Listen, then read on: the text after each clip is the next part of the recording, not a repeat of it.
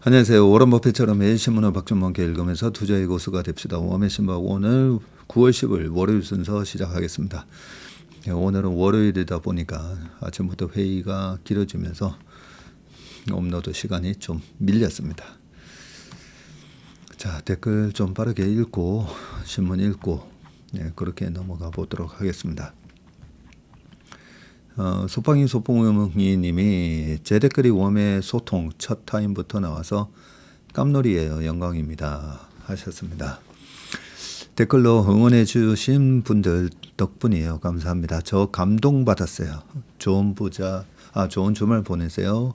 채슬리 가족들 다 부자 될 거예요. 라고 하셨는데 사실 우리 소빵이 소뽕이 님이 저를 비롯해서 많은 분들에게 감동을 주셨죠.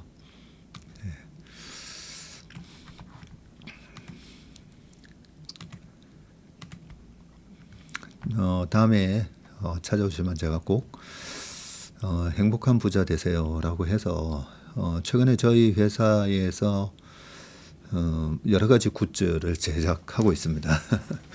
돈 벌려고 하는 건 아니지만 그 채슬리 우산부터 시작해 가지고 양산 부터 시작해서 몇 가지가 있는데 오시면 선물로 꼭 행복한 부자 되실 겁니다 라고 제가 선물 꼭 해드리겠습니다.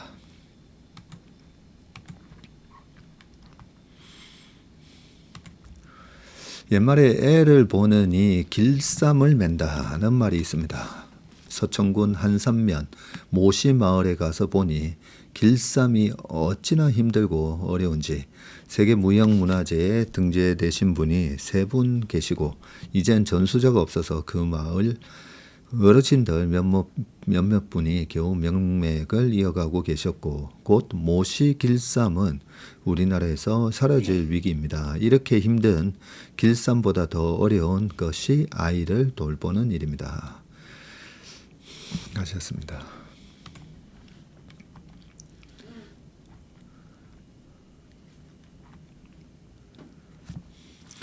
웜의 소통을 통해서 다양한 분들의 다양한 투자 케이스들을 경험할 수 있고 거기에 대한 전무님의 해설, 충고, 때로는 해결책까지 들을 수 있어서 너무너무 큰 공부가 됩니다. 시간 줄이시지 않으셨으면 좋겠습니다. 엄청난 시간 투자를 하면서 이런 일 저런 일 산전수전 다 겪어야 배울 수 있는 경험을 통한 케이스 스터디이고 때론 그 해결책까지 짧은 시간에 효율적으로 배울 수 있는 시간이니까요. 개인적으로 무조건 1시간 넘어야 한다고 생각합니다. 이렇게 다들 말씀해 주셔서 시간에 얽매이지 않고 해보겠습니다 라고 생각하면 또 시간이 훌러덩 넘어갈 수가 있기 때문에 1시간을 목표로 했는데 늘 보면 좀 오버되지 않습니까? 그죠? 늘 1시간 이내로 목표로 하되 그렇게 얽매이지 않도록 하겠습니다.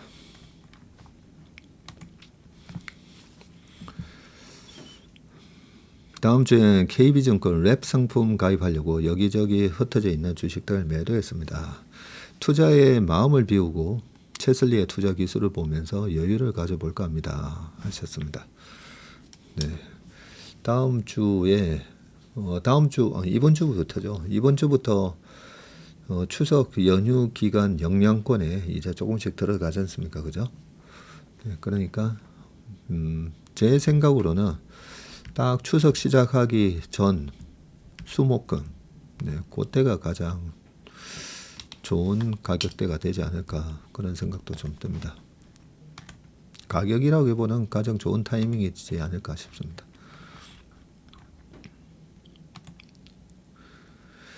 치열한 한 주를 보내고 남편과 지인의 장례식장 가면서 듣고 있습니다. 저는 학창 시절에도 학문에는 전혀 뜻이 없이 지내왔는데 이제 60대 중반이지만 누구보다도 주어진 일 잘 하고 있다고 스스로 만족하고 살고 있습니다. 우연하게 개인연금 저축과 주식 투자를 하다 보니 세상 일에 관심이 많아지고 공부하게 됩니다. 역시 내 돈이 들어가 있어야 귀가 열리는 것 같습니다.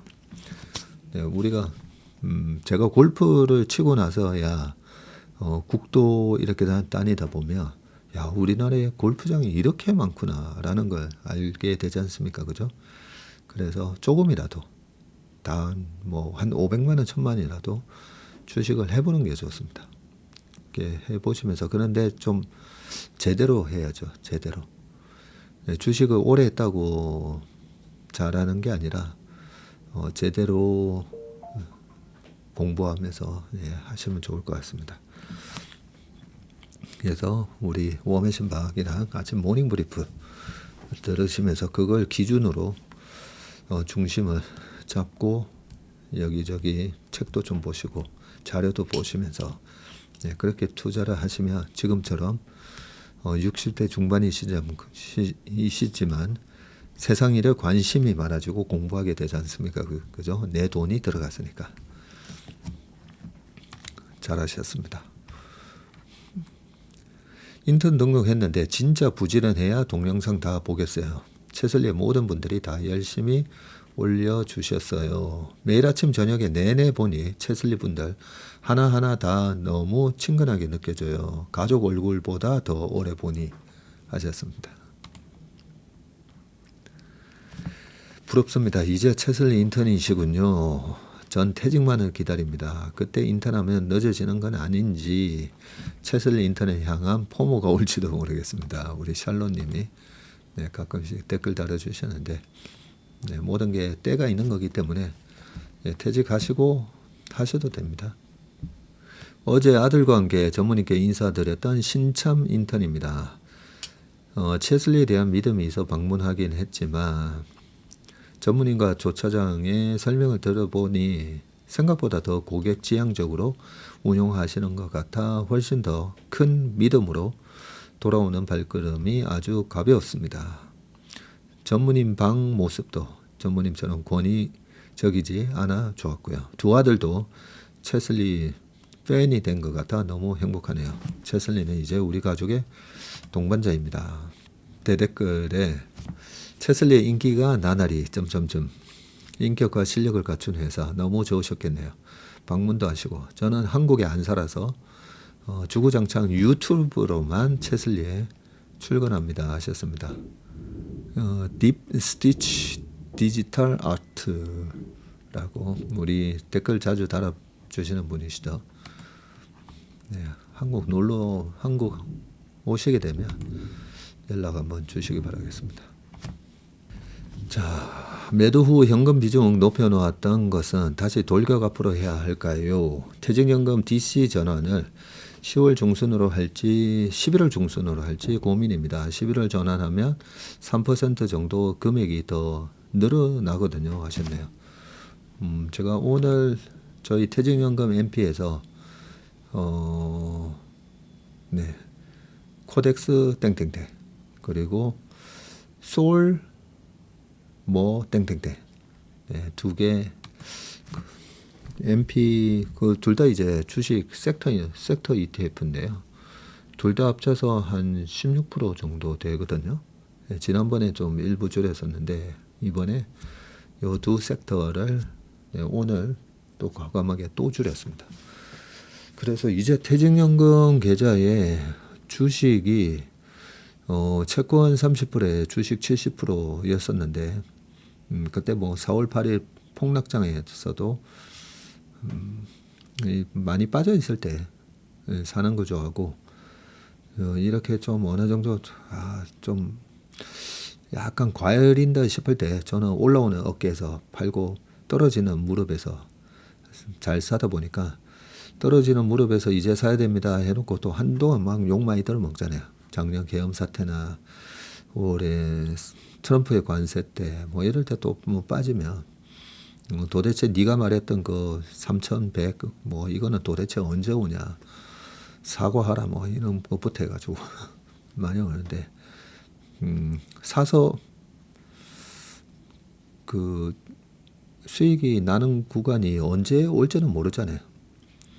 지금은 싼 영역이다라는 얘기를 그때도 계속 얘기해 드렸고 PBR 0.9 밑에서 사면 절대 터지지 않습니다. 1년 기준으로 보면 절대 안 터져요. 이번에도 어김없이 그죠? 안 터집니다. 그죠? 재작년 뭐 작년 초에도 그랬지만 작년에 2880 갔었잖아요. 그죠? 오늘 제 모닝브리프 할 때도 삼성전자 52주 신고가에 올라 있길래 52주 신고가 얼마 만에 올라왔게 물어보니까 우리 직원들도 다 2년 3년 된 거 아닙니까 이러는데, 작년 7월만 하더라도 삼성전자 88,800원인가 갔었잖아요. 그러면서 그때도 52주 신고가 나왔었거든요. 그래서 주식이라는 게 되게 오래 기다려야 될 것 같지만 생각보다는 빨리 오르고 생각보다는 빨리 떨어집니다. 그래서 그 타이밍을 잡기는 어렵지만 비싸면 줄이고, 싸면 늘리고, 패닉이 왔을 때는 풀베팅. 그 패닉이라는 게 공포의 크기가 지난번 4월 8일 완전히 패닉이었잖아요. 그리고 작년 계엄 사태 터졌을 때만 하더라도 이제 진짜 국내 주식 못 해먹겠다. 네. 버티던 분들조차도 또 이제 더 이상 못 해먹겠다. 네. 그러면서 그걸 캐피슐레이션이라고 하거든요. 항복하다. 마켓 캐피슐레이션이라고 해가지고 이 투자하는 사람들이 낙관론자마저도 항복하면서 진짜 안 되나 보다. 네, 이럴 때 우리가 풀베팅 해야 되고, 많은 사람들이 사실 이번에 4,000포인트 넘어갈 거다라는 얘기는 제가 제일 먼저 했었죠.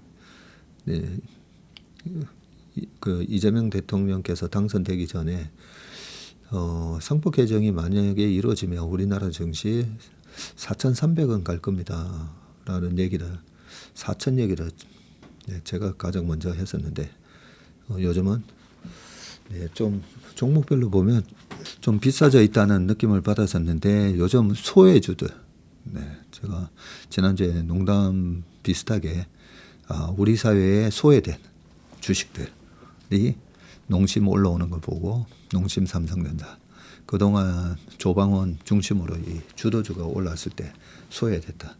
우리 소외계층들이 돈 버는 장이니까 너무 마음 아파하지 마시라고.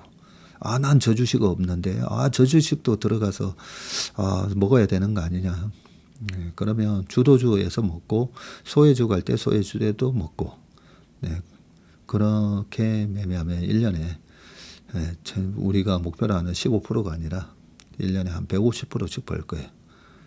그렇게 플레이하는 사람은 이 세상에 아무도 없기 때문에, 그래서 소외주가 올라올 때는 그동안에 마음 많이 힘드셨잖아요. 그 소외주 들고 계신 분들 응원해 주셔야 됩니다. 이렇게 소외주들 올라와서 인내의 승리잖아요. 그걸 끝까지 붙잡고 계셨기 때문에. 근데 주도주 갈 때 주도주 쫓아가서 고점에서 물리고, 소외주 갈 때 이제 이거 사야 되는 건가 하면서 또 쫓아가고 하시는 분은 못 먹습니다. 그래서 황소나 곰이나 다 돈을 버는데 돼지는 도살당한다, 뭐 이런 말도 있듯이, 나의 투자 스타일은 어떤 스타일이 맞고 거기에 맞게끔 그런 장이 왔을 때 확실하게 내가 그 스타일로 돈을 벌 수 있는지, 그 스타일을 고집을 했을 때 연평균 10이나 15%를 벌 수 있는지, 그렇게 판단하시면 좋을 것 같습니다. 미국에서도 감기 걸리면 닭고기 스프 먹는다고 합니다. 제가 마포 오딱 말씀드려서 댓글을 이렇게 달아주셨던 것 같습니다. 남편 추천으로 채슬리 입문하고 이번 달부터 인턴하기 시작했어요. 사실 저는 주식이랑 담 쌓아서 이번에 구글 수익률이 100% 났길래 언제 내가 20주 샀지 하고 찾아봤더니 20주로 분할됐던 것도 모르고 살던 사람입니다.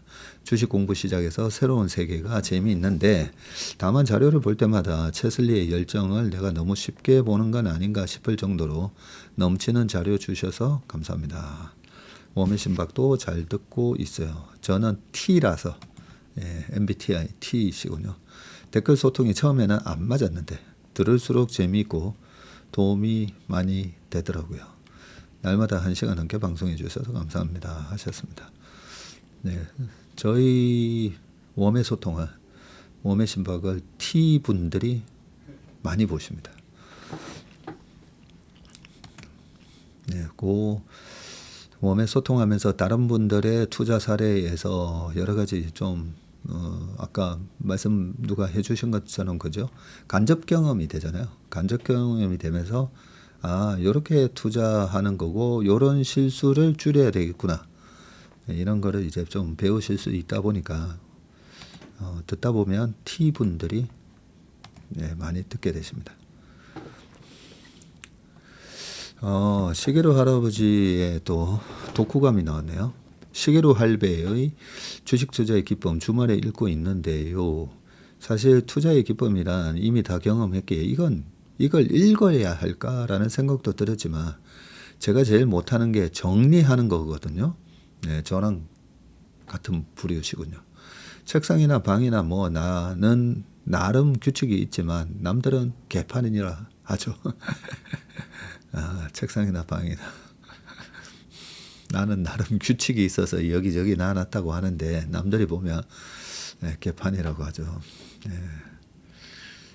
남일 같지가 않습니다. 생각도 마찬가지라서 나름 핵심 강조하며 말했다고 생각하지만 상대는 그렇게 잘 못 느끼나 봐요. 그러면서 이건 나한테 문제가 있다 싶어서 다른 사람이 정리한 자료로 내 생각들을 정리하려 책을 폈습니다. 저도 다른 나라에 비해 한국인의 금융 지식 수준이 남다르다고 생각합니다. 하지만 저는 우리나라뿐만 아니라 해외에서도 대중에게 공통된 지점을 하나 발견했다고 생각하는데 6070 세대에 비해서 8090 세대가 8090 세대에 비해서 00 세대가 훨씬 더 스스로 생각하는 힘을 잃어가고 있다고 생각합니다. 메타인지 뭐 이런 거 바라지도 않고요. 정작 무엇이 중요한지 이 진짜 중요한 부분을 전혀 캐치를 못하더라고요. 조금만 스스로 생각해보면 답이 나오는 부분을 8090은 귀찮아하고 어려워하고 00년대 세대는 아예 접근을 못하더라고요. 책을 읽으면 글자를 읽고 암기하는 게 아니고 같은 한 줄을 읽어도 여러 가지 생각을 할 수 있잖아요. 작가는 왜 이 시점에 이런 단어를 썼을까부터 왜 박세익 대표는 이렇게 개인들을 금융무사로 만들기 위해 노력하나 이쯤 하면 그만하고 다음 세대가 하도록 넘겨도 되지 않나 등등요. 비유가 적절하지 못한 것 같아 수정합니다. 발굽혀펴기를 한 번을 하더라도 손끝, 발꿈치, 어깨, 허리 등등 제대로 한 번이 있고 그냥 횟수를 채우기 위한 한 번이 있죠. 사람들은 그 횟수의 더 중요도를 높게 생각하는 것 같습니다. 반복하다 보면 충분한 횟수라는 건 변하기 마련인데 말이죠. 글을 이렇게 읽는 사람이 별로 없는 것 같아요. 물론 정도의 차이는 있겠지만요. 요즘 홍대 근처 책 읽기 모임에 나가서 존재감 없게 조용히 있는데 자꾸 머릿속에 이게 아닌데 저게 아닌데 근데 이거 또 지적하면 꼰대 소리 들을까봐 조용히 있습니다. 너무 어려운 여정을 하고 계신 채슬리 여러분 항상 응원합니다. 해주셨습니다. 네, 고맙습니다. 메뚜기 3분 요리.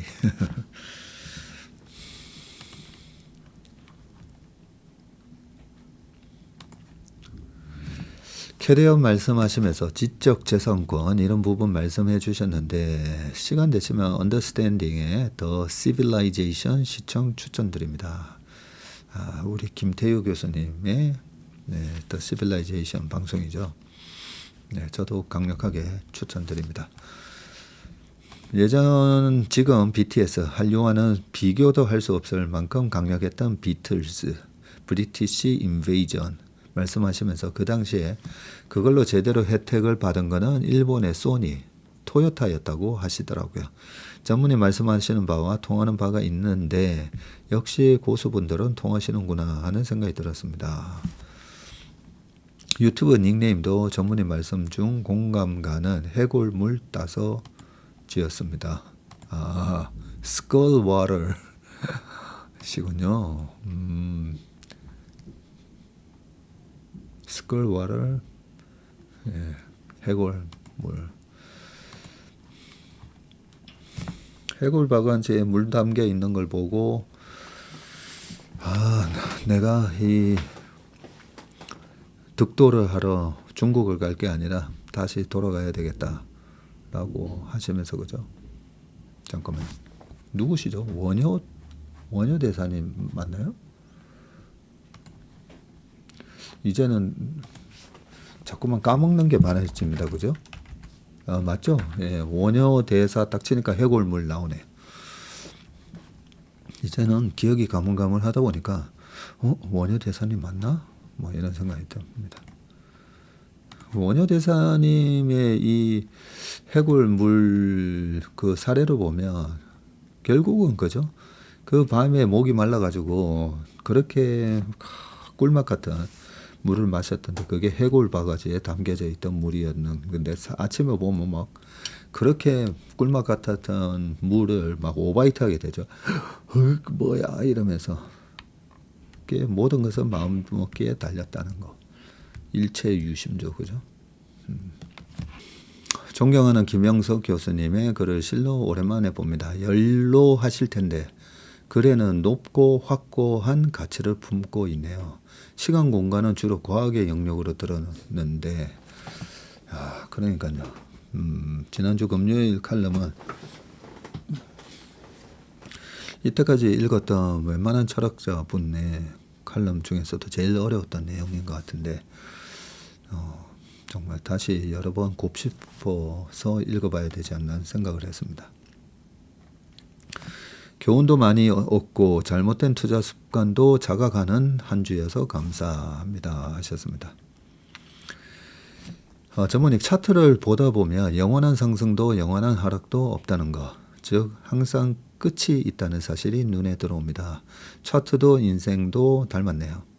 삶도 영원하지 않기에 메멘토 모리라는 말이 있듯이 영원하고 무한한 어떤 것이 있다면 소중하다는 생각조차 들지 않을 겁니다. 그러게요. 그러니 지금처럼 주어진 순간을 충실히 살고 인생의 맛을 오감으로 느끼면서 안목과 취향을 계속 키워야겠구나 싶습니다 하셨습니다. 우리 마비님께서 그렇게 또 좋은 글 남겨주셨습니다. 신입 채밀턴인데 머그컵이랑 티셔츠 받고 싶어요. 많이 만들어주세요. 벌써부터 못 받을까 걱정됩니다. 그래서 제가 한 500개 만들려고 얘기를 하긴 했는데 근데 매일같이 저희 최슬리 TV를 방문해서 보시는 분들이 10,000분이 넘다 보니까 500개로 될까? 네, 사실 그런 생각도 좀 하긴 했습니다. 네, 500개 다 팔리고 나면 또 만들고 할 거니까요. 자, 버킷 1호 산티아고. 야, 산티아고 가셨군요. 7일째 걸으며 듣고 있습니다. 발톱 빠지고 있지만 마음은 편안하네요. 오기 전에 현금 보유 중 10% 발 담기 했는데 수익 상승 중입니다. 마음 비우기 순례길이지만 이미 마음을 비우고 정하고 오니 행복 가득 안고 돌아갈 것 같습니다. 채슬리 가족분들께도 행복 나눠드립니다. 아유, 네, 건강하게 나머지 일정 잘 보내시고 네, 행복한 추억 많이 담고 오시기를 바라겠습니다.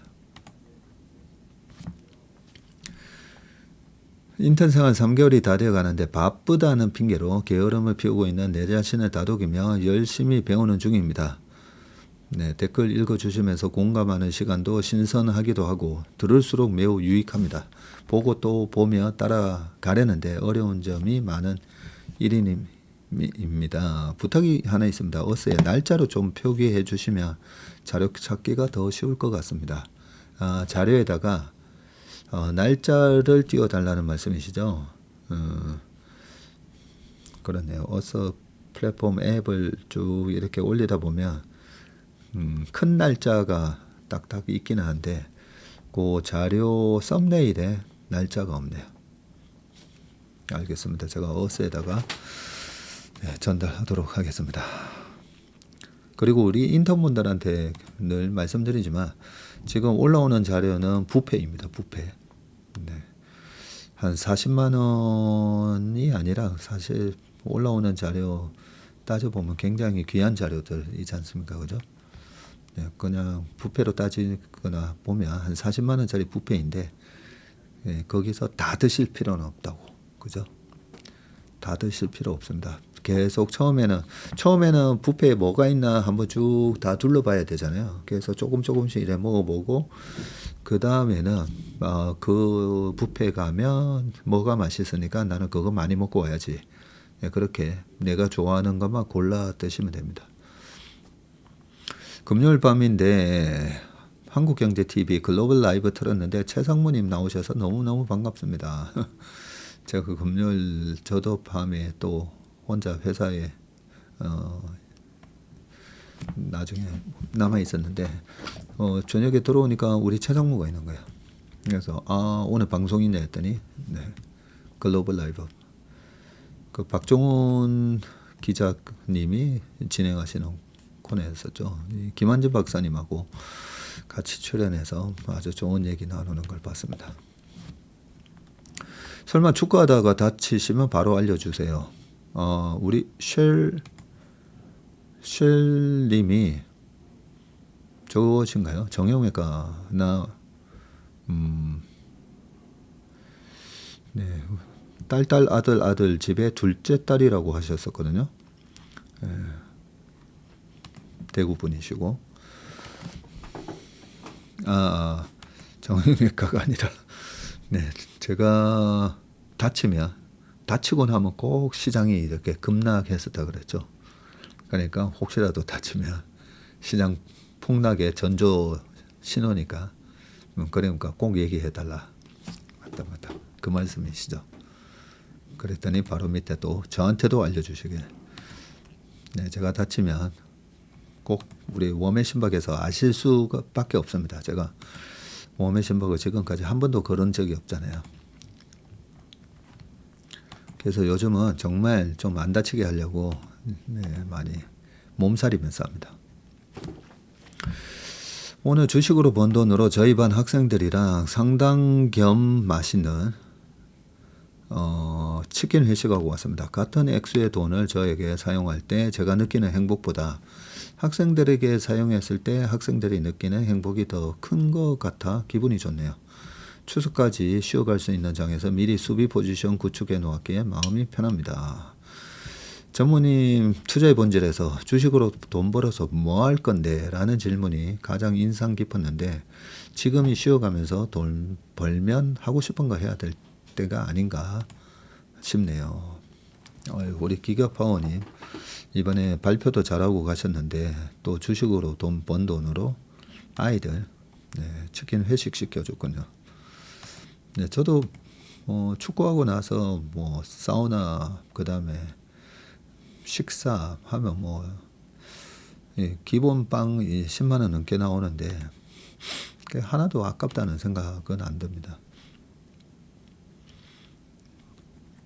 그런 쏠쏠한 주식이나 이 투자로 번 돈을 주변 우리가 어디 다른 데 기부하는 것도 참 좋은 거긴 한데요. 일단은 당장 내 주변 사람한테부터 좀 많이 베푸시는 게 좋습니다. 당장 내 주변 사람들한테부터. 이론적으로는 보세요. 우리 사회에서 당장 내 주변 사람들한테만 잘해도 그 사람은 또 그 사람 주변 사람한테 잘하고 원으로 이렇게 걸어보는 거죠. 모든 사람이 자기 주변 사람한테 다 잘하게 되면 그러면 전체가 다 행복해질 거 아닙니까? 그죠? 그래서 저도 원칙이 일단 나랑 접점이 있는 회사 오면 우리 직원들이고요. 축구하러 가면 축구하는 선후배들이고 집에서는 집에 그렇게 일단 나와 접점이 있는 사람한테부터 일단 잘하고 그리고 좀 여유가 있으면 여기는 도와줘야 되겠다 이렇게 느낄 때가 있습니다. 그런 곳에 또 기부도 하시고 뭐 그러면 될 것 같습니다. 우리 박금수님께서 우정사업부에서 국내 PF 위탁 운용사 선정 공고가 났습니다 하시면서 딱 이 제보를 해주셨어요. 해당되시면 20일까지 제안서 접수입니다. 꼭 선정되셨으면 좋겠습니다. 우편에서 해마다 적전하고 있는데 금융으로 많은 수익 났으면 좋겠습니다 하셨습니다. 네, 제가 2017년 12월 달에 저희 회사가 정통부 우정사업부에서 선정한 운용사를 비롯해서 은행, 증권사 다 통틀어서 최고의 영예인 대상에 해당되는 정보통신부 장관상을 받았지 않습니까? 그래서 그때 저희가 예금하고 그 예금 자금을 하여튼 꽤 큰 금액을 운용을 했었습니다. 제일 많이 운용했을 때가 얼마인데 그 뭐 운용했다는 얘기까지만 해야 될 것 같아요. 거기서 한 10월쯤 연락이 와서 이번에 정보통신부 장관상을 수여하게 됐으니까 뭐 이거 뭐 몇 가지 적어서 내라고 하더라고요. 네, 그때도 저희 직원들한테 저희가 그 상장을 받고 저희 직원들과 다 함께 이제 서로 축하를 나눴던 이유가 저희 직원들한테 16년, 17년, 2년 동안 그 어려운 장에 그때도 트럼프 대통령이 16년 11월 8일 날 대통령 선거에서 이겼지 않습니까? 그죠?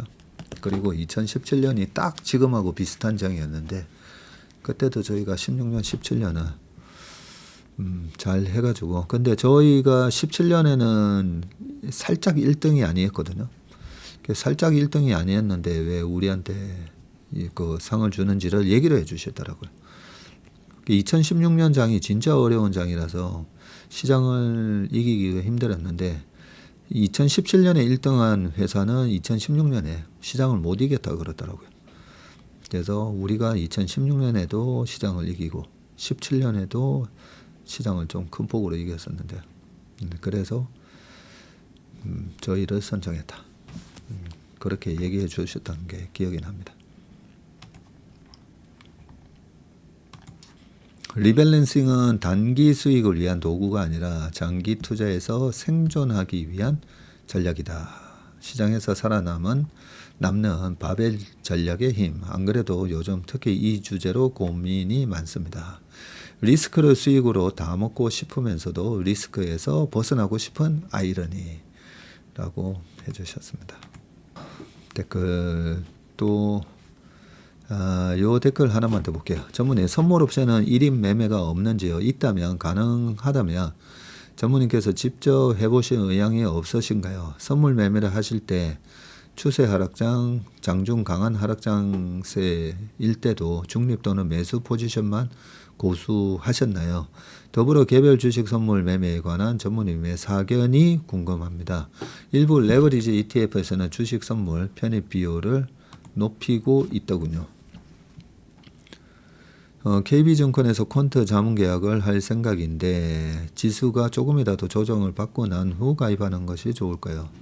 매 분기 땡땡땡의 수수료를 납부하던데 가입 금액이 1,000만 원이든 10억 원이든 수수료는 동일한 건가요? 네, 맞습니다. 네, KB증권에서 이 퀀트 자문 서비스는 정액 재고 금액이 1억이든 10억이든 100억이든 아무 상관없습니다. 네, 그리고 선물 옵션 1인 매매를 저도 여러 번 해볼까 하다가 제가 안 하는 이유가 저도 힘들어요. 이 선물 옵션 할 때 모니터 보면서 제가 요구 엄청 했다 했지 않습니까? 제 자신에 대해서. 선물 옵션은 말 그대로 그냥 트레이더예요. 트레이더이고 좀 영혼을 파는 매매를 한다. 이런 표현도 많이 하거든요. 그런데 그 선물을 포지션 매매를 하면 좀 편합니다. 선물도 저번처럼 우리나라 2,500 이하에서 포지션을 잡아가서 퀀터적으로 해서 어느 정도 되면 먹고 나와야지. 이러면 괜찮습니다. 지금 체슬리 AI에서 국내 시장은 바실리 신호, 미국 시장은 BOD 신호 만들어 놨잖아요. 거기서는 제가 코덱스 레버리지 쓰셔도 된다고. 왜냐하면 그 바실리 신호가 나왔을 때 과거 그 수익률에 대한 트랙 레코드가 결과가 어떻게 나왔는지 그거 다 보여드리고 있잖아요. 실제로 들어가서 10%만 먹고 나오면 되거든요. 물론 올해 같은 장을 강세장으로 보고 그 바실리 신호가 떴을 때 아니야 10% 먹고 나오는 게 아니라 이번에 좀 길게 먹고 나와야지. 그래서 어떤 분들은 좀 길게 먹고 2600 언저리까지 끌고 와서 털고 나오신 분들도 계시고 지금 그걸 그대로 놔놨으면 엄청난 수익이 났겠죠.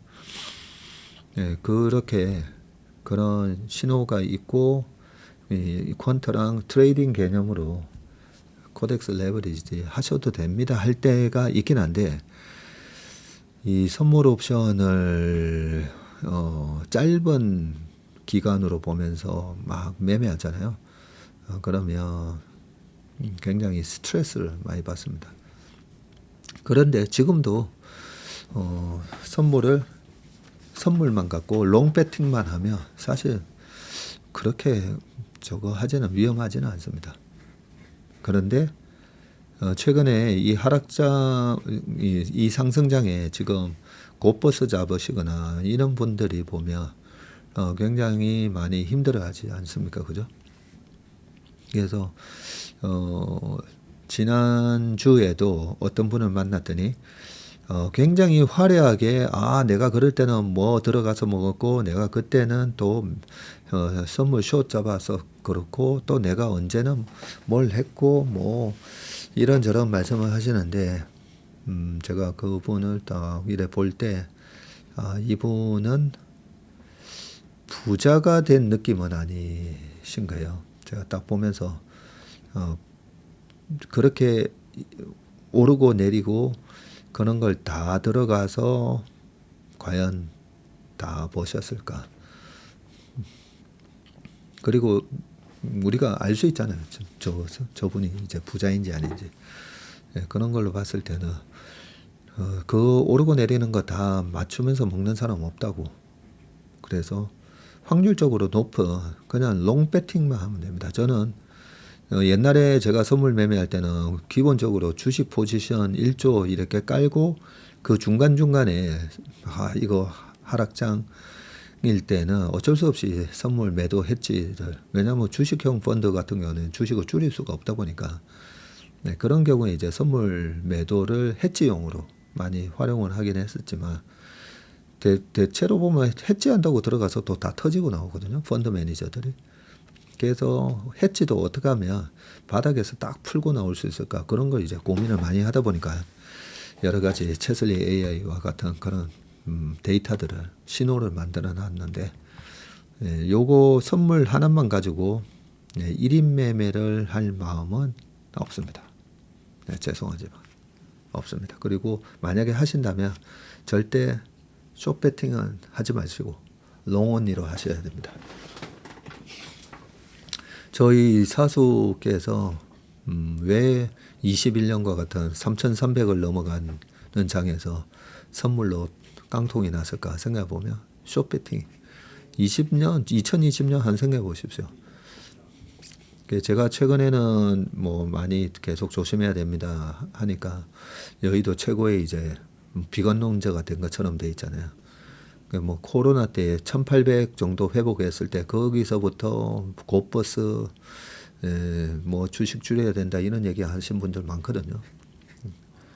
그 싼 영역에서 PBR 0.9 밑에서 여기서 조심해야 됩니다. 이런 거는 그거는 그 밑에서 어떻게 뭐 트레이딩을 하려고 하는 거는 옳지 않다. 주식은 비쌀 때 트레이딩의 개념을 갖고 들어와야 되지. 쌀 때는 그냥 포지션 잡으시면 됩니다. 근데 지금은 애매한 영역이라서 포지션을 잡는 걸 웬만하면 조금 어려운 시기가 될 수 있는 거는 좀 피했다가 사보자는 말씀을 계속 드리는 거고 이번 9, 10월에 그냥 이 정도 수준으로 안 빠지고 10월 말까지 가면 정말 시장이 강하구나라고 그렇게 해석을 또 하면 됩니다. 요 댓글 읽다가 시간이 많이 지나갔습니다. 자, 이제 신문 기사를 좀 읽어보겠습니다. 원래 오늘 이 방송을 찍기 전에는 댓글 6개, 신문 기사 6개. 이러면 좀 짧게 할 수 있지 않을까 생각했는데 거의 댓글을 한 20개 이상 다룬 것 같습니다. 신문 기사 넘어가려고 하는데 또 밑에 댓글이 보여가지고 티셔츠 제작 시 패션 디자인인 저에게 맡겨주시면 어떨까요? 하셨습니다. 퀄리티 프린트 최고로 만들어 드릴 수 있고 영광일 것 같습니다 하셔서, 그러면 그 금요일 날 댓글에 나왔던 그 문구로 해가지고요 티셔츠를 샘플을 몇 개 만들어서 저희 회사에 보내주시면 그 샘플 제작하시는 비용은 제가 다 정산해 드릴 테니까, 그러면 샘플 만들어서 한번 저희 회사에 보내주시기 바라겠습니다. 주소나 이런 거는 네이버에 다 나오니까요. 중소기업중앙회 30이고 저희 회사 그 대표 전화로 전화하시면 우리 조재현 차장한테 얘기를 하시면 될 것 같습니다. 그리고 요 댓글 하나만 좀 더 할게요. 우리 아까 해골 바가지물, 해골물. 그 요새 인기인 커버드콜 ETF 중에 옵션을 보유 주식 100% 어치 팔지 않고 25에서 75% 팔면서 주가 상승도 일정 부분 따라가는 ETF가 있던데 이것들 모아가는 건 괜찮을까요? 계속 성장주만 했는데 자녀들 생기고 생활비가 딸려서 현금 흐름을 도움받을 수 있는 주식 투자를 하고 싶어서요. 부탁드립니다 하셨는데, 이 ETF 이 커버 더 콜 구조가 제가 이런 구조라고 말씀드렸잖아요. 올라갈 때 그냥 우상향으로 쭉 올라갈 수 있는 게 일반 그 코덱스 200이나 스파이 같은 거라면 나스닥 100이나 그 우리나라 코스피의 커버 더 콜도 보면 올라가는 게 이렇게 제한적입니다. 그 왜 제한적이냐면 올라가면 먹을 수 있는 콜 옵션을 매수하는 게 아니라 매도를 해버리거든요. 매도를 해버리는 거기 때문에 그 복권을 팔았는데 그 복권이 당첨 안 되면 복권사는 돈을 벌게 돼 있잖아요. 그래서 그 복권 수익이 매달 쌓이는데 반대로 떨어지면 어떻게 되죠? 떨어지면 그냥 떨어지는 거는 마이너스 40%, 50%든 그냥 계속 떨어지게 돼 있습니다. 그래서 약간 ELS랑은 좀 구조는 다르긴 합니다. 다르긴 한데 이걸 모아가는 개념은 좀 아니고요.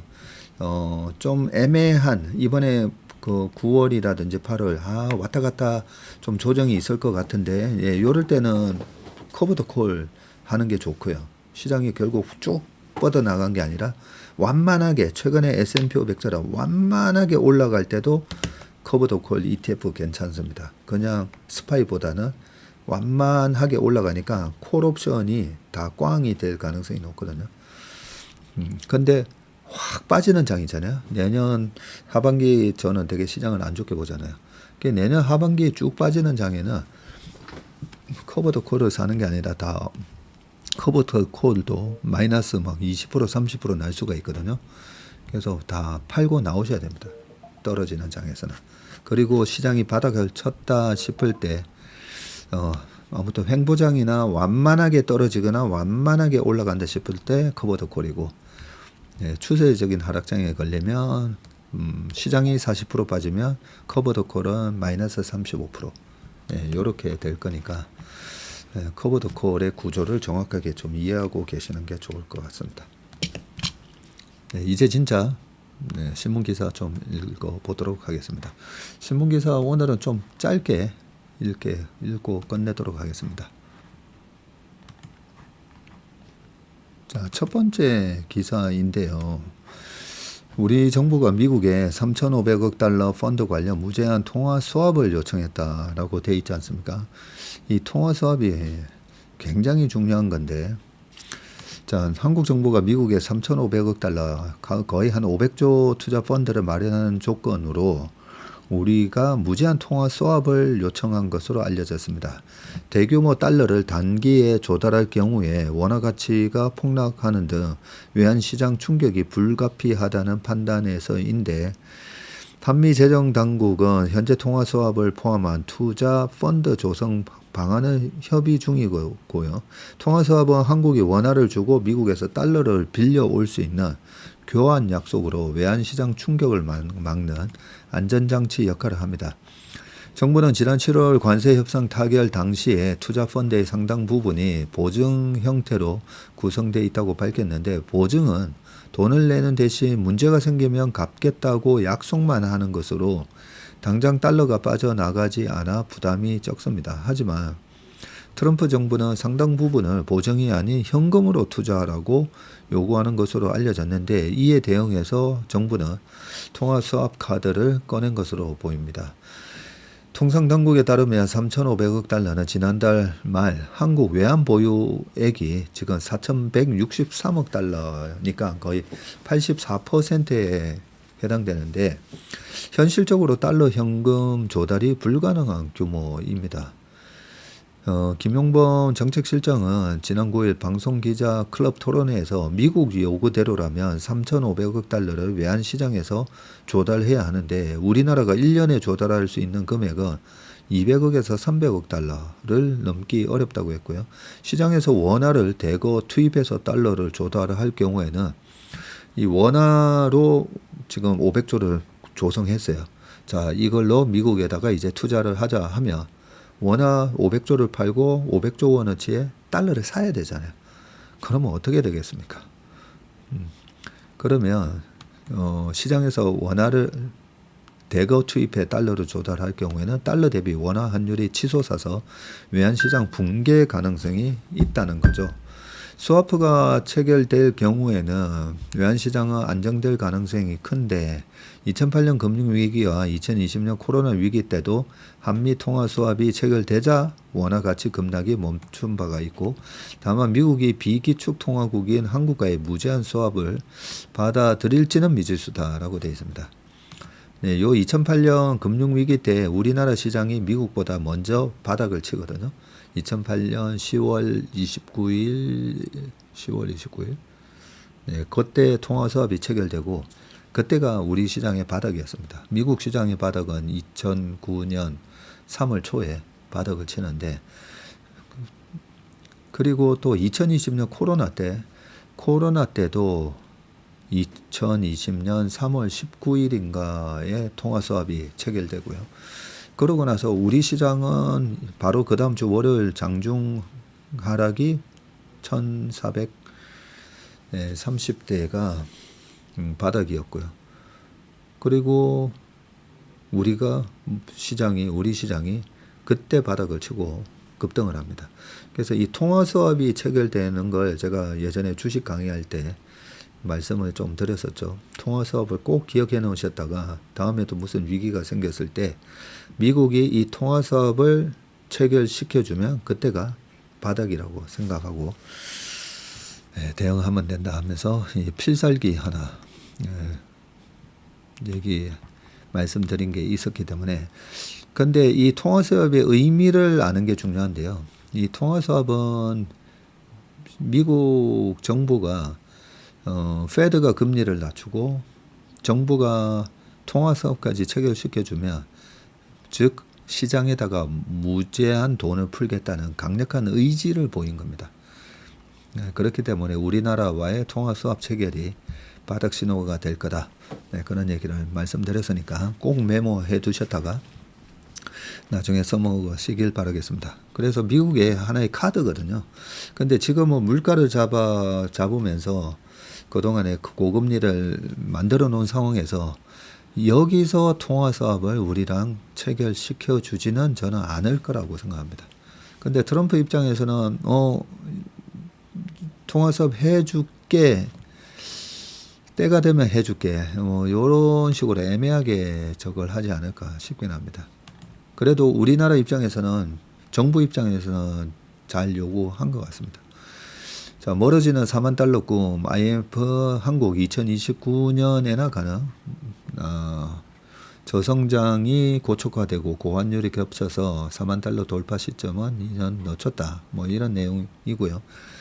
우리 1인당 GDP 부분인데 IMF는 최근 2029년 돼야 한국이 4만 달러를 뚫을 거다. 이렇게 예상을 했다고 합니다.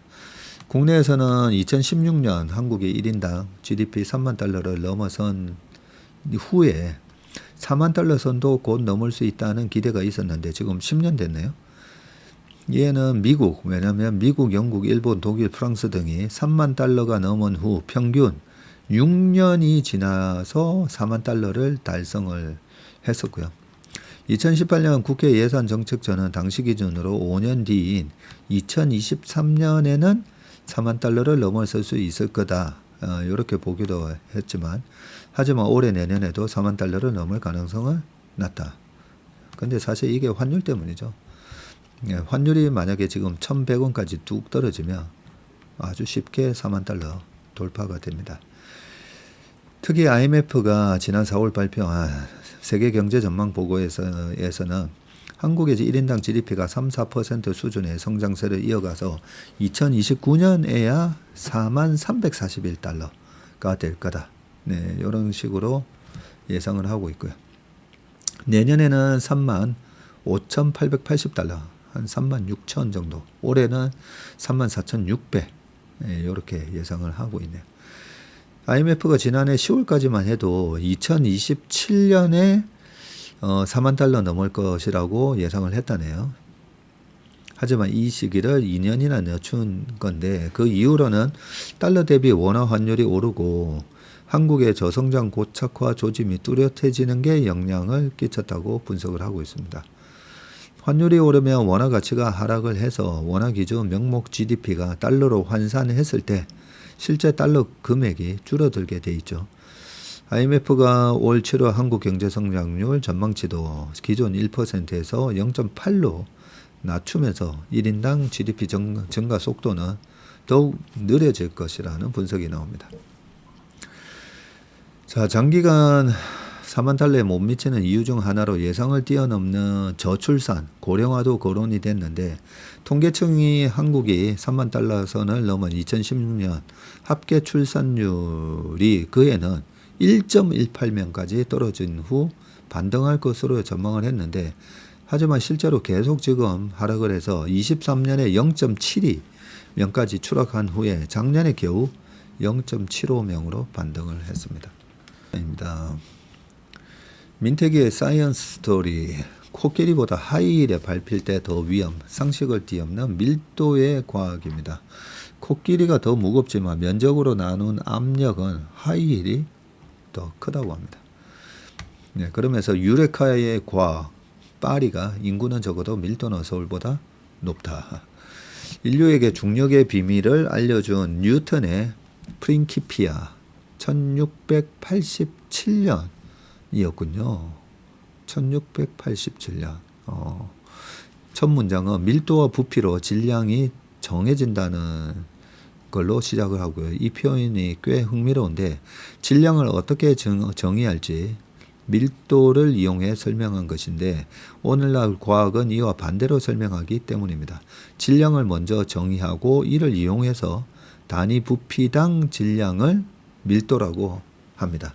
아마도 뉴턴은 사람들에게 익숙했던 이 밀도를 출발점으로 삼았던 것 같은데 이처럼 밀도는 오래전부터 사용된 개념이고 그렇지만 아직도 제대로 이해되지 않는 경우가 많습니다. 과학에서 밀도로 유명한 이야기라면 기원전 3세기쯤에 있었던 아르키메데스의 유레카 깨달았다는 부분인데 아르키메데스에게 밀도가 필요했던 이유는 순금이어야 할 왕관에 은이 섞였는지 알기 위해서였는데 같은 무게라도 밀도가 다르면 부피가 달라지기 때문이고 같은 무게의 돌과 솜을 비교하면 당연히 솜의 부피가 크다. 돌에 비해 밀도가 작아 쓰이고 마찬가지로 금과 은의 밀도가 워낙 다르니 같은 무게라도 부피가 확연하게 다르고 이를 이용해서 물로 가득 찬 그릇에 왕관을 넣어서 넘친 물의 부피로 증명을 했다. 잘 알려진 이야기라 단순해 보이지만 조금 더 깊이 들여다보면 간단치 않은데 단위 부피당 질량을 밀도라고 하듯이 속도는 단위 시간당 이동거리, 압력은 단위 면적당 힘으로 정해진다. 아, 그렇군요. 이렇게 단위당 얼마라는 물리량은 종종 인간 직관과 다른 결과를 보여주는데 예를 들어 코끼리에게 밟히는 것보다 여성의 하이힐에 밟히는 것이 위험하다. 코끼리가 훨씬 무겁지만 코끼리 발의 면적이 하이힐 발의 면적보다 훨씬 커서다. 결과적으로 코끼리 발의 면적으로 나눈 압력보다 하이힐이 누르는 압력이 더 크다. 네, 제가 이 과학적 상식을 되게 좋아하는 이유가 주식시장에도 뉴턴의 제3법칙이 다 적용이 되거든요. 관성의 법칙, 가속도의 법칙, 그리고 작용, 반작용. 물리학이라든지 이런 과학이 참 좋은 게 주식시장에도 다 적용이 됐구나. 역사, 심리, 이런 인문학적인 것도 역사가 반복되는 이유가 사람의 그 속성이라든지 사람이 가지고 있는 여러 가지 DNA에 숨겨져 있는 그런 본능, 뭐 이런 것 때문에 주식시장에서 비이성적인 그런 행위들이 이루어지기 때문에 이 인문학이 되게 중요합니다. 과학도 상당히 중요합니다. 희한하게 주식시장의 작용, 반작용, 관성의 법칙, 가속도의 법칙이 그대로 적용되는데 그것까지 다 얘기하면 또 오늘 2시간 넘어가야 되기 때문에 자, 이 기사는 세계 대도시 인구 밀도인데 인구는 파리가 200만, 서울이 지금 930만인데 밀도가 파리가 더 높네요.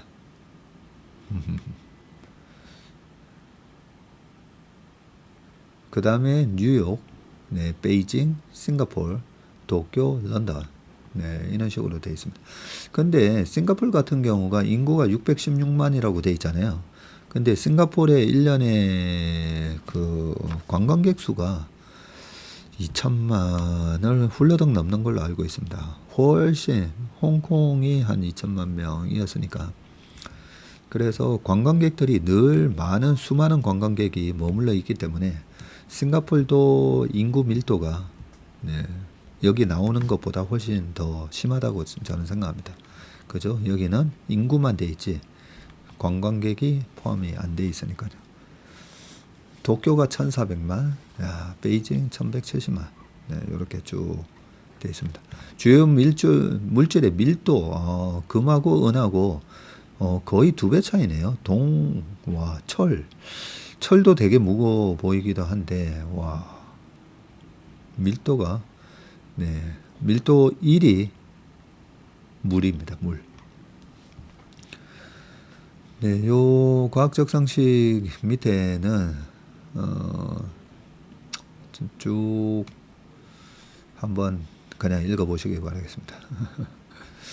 네, 아주 재밌는 얘기들이 쭉 다 나와 있는데, 네, 시간 관계상 파리가 우리나라 서울보다 훨씬 인구 밀도가 높구나. 네, 이렇게 기억하시면 될 것 같습니다. 서울 지역 빌라 거래량이 3년 2개월 만에 최다라고 돼 있는데, 네, 서울 지역 빌라 거래량이 급반등을 했습니다. 이 거래가 되게 중요하다고 했죠. 6월 27일 부동산 대책 여파로 아파트 거래가 줄어든 것과 대조적인데 빌라는 전세 사기 사태로 깊이 대상이 되면서 거래가 급감했지만 신속 통합기획, 모아타운 같은 서울시 재개발 지원 정책에 힘입어서 신축 아파트로 바뀔 노후 빌라를 선점하려는 수요가 몰리고 있기 때문입니다. 지난 7월 서울 다세대 주택 거래량은 3,644건으로 전년 동기 대비해서 43%나 급증했고요. 부동산 거품이 터지기 직전이다. 22년 5월 이후에 3년 2개월 만에 월 단위 최다 거래량입니다. 7월 서울 아파트 거래량은 작년 9,518건에서 올해 8,485건으로 10% 줄었습니다. 강남구의 빌라 거래량이 작년 50건에서 올해는 123건으로 146% 늘었고 송파구도 160, 영등포구, 성동구, 용산구도 다 빌라 거래가 크게 늘었습니다.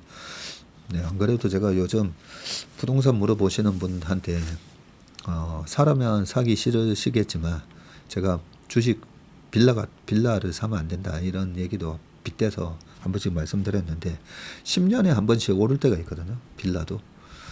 그러니까 요즘이 딱 보면 아파트 가격에 비해서 빌라 가격이 너무 많이 저평가되어 있다는 생각이 들어서 제가 굳이 강남권이나 서울에서 집을 사시려고 한다면 네, 요 강남 송파 상구라든지 지금 나오는 요런 지역들 있잖아요. 마용성이라든지 영등포구 이런데 빌라가 너무 좀 저평가에 있다는 제가 생각을 좀 많이 했거든요.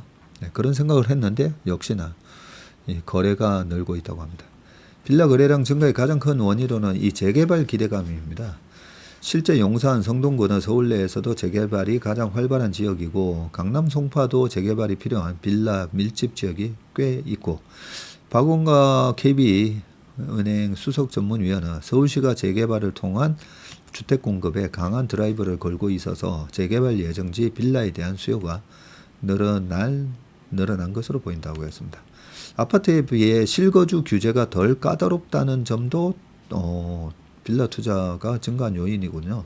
강남 상구와 용산구의 경우에는 아파트는 토지거래 허가제가 적용돼서 매수 후 2년간 의무적으로 거주해야 하는데 빌라는 이 규제를 적용받지 않는군요. 그리고 서울시가 신통기획 또는 모아타운 사업지로 지정한 100곳 이상의 구역에서는 빌라도 토지거래 허가제를 적용받지만 임대사업자로 등록을 하면 임대가 허용되군요. 아파트의 경우 과거에는 임대사업자 등록이 가능했지만 투기조정을 이유로 2020년 9월에 폐지됐습니다. 자, 대통령이 찍었다 코스닥 정책 타고 천스닥 가나. 네, 코스피가 연일 사상 최고가를 경신하는 가운데 이재명 대통령이 최근 코스닥 시장 정상화를 지시하면서 코스닥에 대한 기대감이 커졌습니다. 네, 지난 10일 코스닥은 전날보다 1.48% 상승하면서 9거래일 연속 상승을 했네요. 자, 그동안 코스닥 상승률이 코스피보다 부진했죠. 상대적으로 부진했던 코스닥 시장에 대한 기대감이 높아진 것은 국민성장펀드 국민보고대회에서 코스닥 시장 정상화를 대통령이 언급하면서부터인데 이날 코스닥 시장 정상화는 매우 중요한 과제로 내부적으로 얘기를 많이 하고 있다면서 코스닥 시장 전체에 대한 신뢰가 떨어지고 있어서 근본적인 대책을 만들려고 한다. 우량주들, 전망 있는 혁신기업들, 벤처기업들 이런 데가 좀 인정을 받아야 하는데 수십 년간 코스닥에는 몇십 원짜리 주식이 거의 대부분이라고 지적을 했고요. 같은 자리에 있던 권대영 금융위원회 부위원장은 코스닥 시장 활성화 방안을 빠른 시간에 마련해서 보고하겠다. 네, 그렇게 얘기했습니다. 네, 지금 표를 보시다시피 새 정부 출범 이후에 코스피 22.5, 코스닥 12.9%밖에 못 올랐고요. 연초 이후 국내 주요 업종 지수 상승세인데 헬스케어 19%, KR에서 반도체는 45.9나 올랐습니다. 일본처럼 개편이 되면 이 천스닥 갈 수 있을까라는 부분인데 일본의 경우에 기업 거버넌스 개혁으로 22년 도쿄 증권거래소에서 증권시장을 프라임, 그 다음에 스탠다드, 그로스 세 단계로 재편하면서 시가총액 유동성 등 상장 요건을 강화했고요.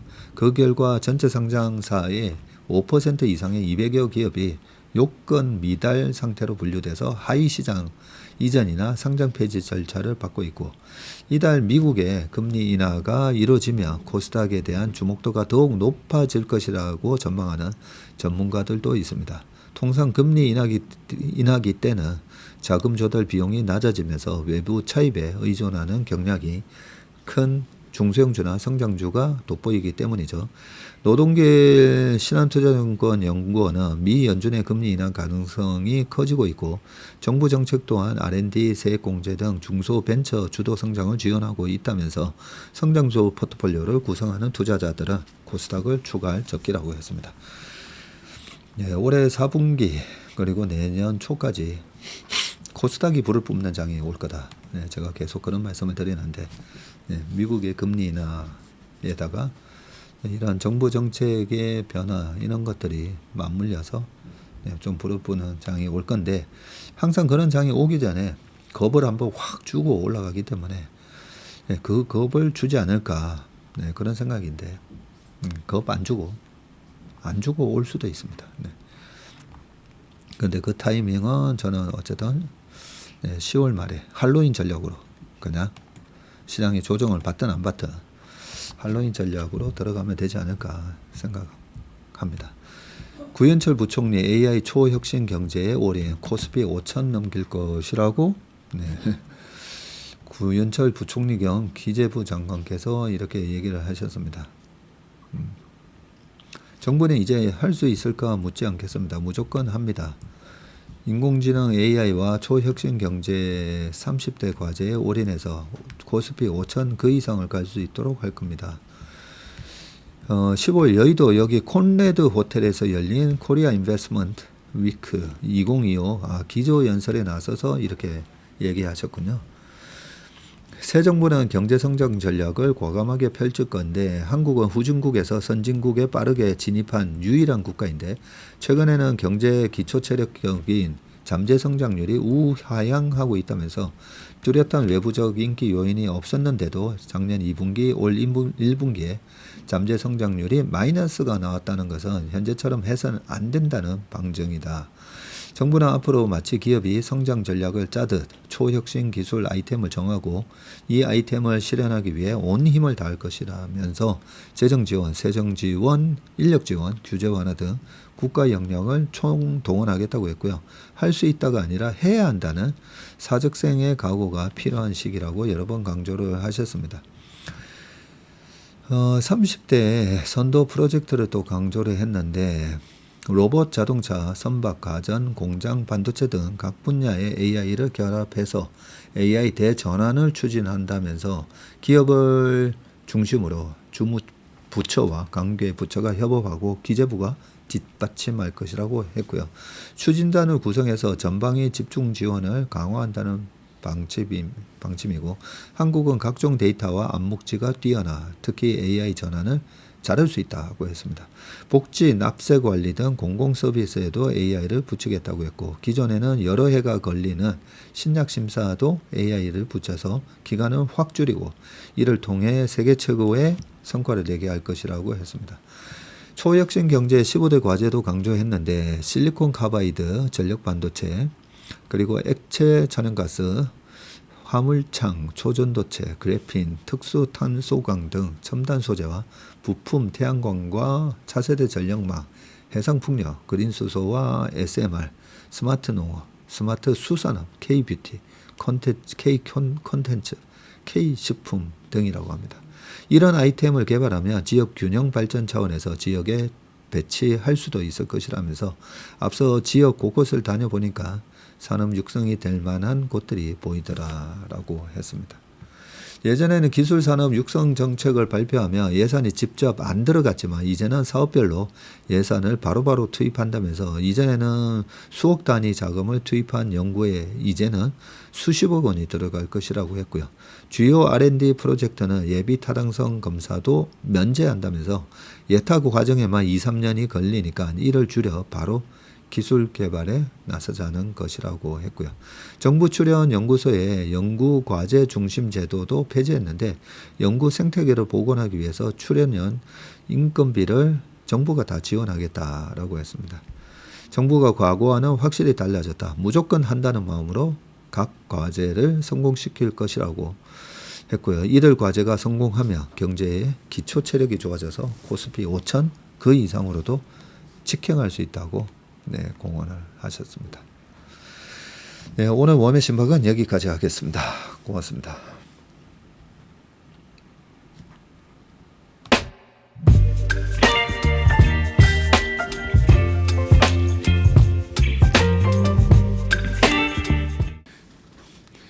안녕하세요. 채슬리 투자자문의 박세익입니다. 최근 저와 채슬리 이름을 도용해서 투자 사이트라든지 밴드, 텔레그램, 카톡 채널 등에서 이 리딩방으로 유도한 뒤에 금전적인 피해를 입히는 이 사칭 사례가 빈번하게 지금 발생하고 있습니다. 저를 비롯해서 저희 채슬리 투자자문의 임직원들은 SNS나 온라인 채널 등을 통해서 일체의 투자자문 활동을 하지 않고 있습니다. 저희는 정식 자문을 하기 위해서는 반드시 저희 회사에 내방하셔서 계약서 작성 절차를 거쳐서 진행되기 때문에 이외의 모든 유료 무료 지금 투자자문 행위는 불법이므로 각별히 주의하시길 바라겠습니다. 의심스러운 채널이나 메시지를 받으시면요, 피해를 방지하기 위해서 즉시 신고하시거나 삭제하시길 바라겠습니다. 대부분의 사례가 이 사칭 사례에 피해를 보신 분들의 핸드폰을 제가 보면 이 방에 오셔서 무료로 투자를 도와드립니다. 뭐 이런 얘기를 하고 있고요. 거기에 보면 어떤 밴드로 특정 밴드로 유도한 다음에 돈을 송금하라고 되어 있습니다. 그 과정에서 저희하고의 일체 계약 관계가 없기 때문에 그렇게 돈을 송금하라고 하는 부분에 있어서 특히나 유의를 좀 해주시기 바라겠습니다. 저뿐만 아니라 많은 또 저희 업계의 유명인을 사칭한 그런 사칭방도 많이 지금 기승을 부리고 있는데요. 공통적인 특징이 앞으로 몇백 %가 날 급등주를 알려줄 테니까 이 방에 가입을 하라. 그러고 난 다음에 금전적인 부분을 갖다가 송금을 요청하는 그런 형태의 수법을 쓰고 있기 때문에 그렇게 무료로 주식을 알려드립니다. 이런 문자를 받으시면 바로바로 삭제를 하시길 바라겠습니다. 저희 채슬리와 채슬리 임직원들을 많이 사랑해 주시는 저희 채슬리의 고객분들 그리고 저희 채슬리의 이 구독자분들이 이런 사칭 피해가 일체 발생하지 않기를 바랍니다. 그러면 여러분들의 가정과 일터에서 항상 평화와 행복이 가득하시길 기원합니다. 감사합니다.